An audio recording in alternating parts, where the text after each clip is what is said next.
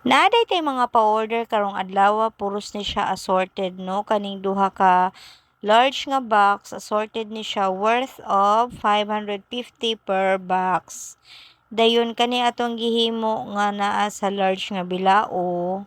Dili ni siya maong order ni ma'am, kaso late manggod siya nag-notice or nag-PM sa atoa.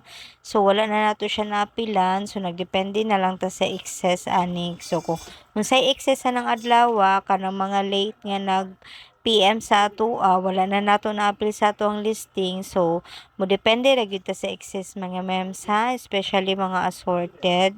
Then napod tay medium nga bilao nga assorted, kani siya gi-order na pud daan ni ma'am. Kaning gamay-gamay nga bilao, 100 worth na siya of assorted nga mga kakanin, puto cheese, kutsinta, tikoy roll. And kanita na nga to ang mga kakanin, balik-balik ko na ako pag salty. Kung gusto mo nga medyo masunod jud ang tanan natong assorted, pre-order na siya a day before or a week before, mas maayo.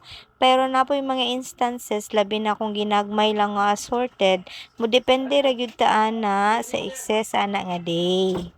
Kay mga buutan man nga to ang mga customer, sumusugot ra pud sila nga naay mga ginagmay nga mga changes sa ilang mga order, depende kung available na siya nga kakanin anang adlaw. So mo na siya ang ato ang mga eksena usahay no sa ato ang mga assorted, dili sa tanang higayon masunod nato ang inyong gusto nga assorted, depende na siya kanang available anang adlaw or sa excess anang adlaw. Kay naay mga ginagmay nato nga assorted nga need ta mo depende kung unsay sobra kay ginagmay raman siya. Pero kung ginagmay siya pero daghan nga bilaw ang inyong order nga pareha ta nagkuan, pareha ta nag variety, kana siya masunod gyud nato na siya. Pero kung isa lang ka bilao, medyo mo depende lang ta sa excess ha. Salamat sa mga nag-order karong adlaw. Follow for more only from Jang's Kitchen.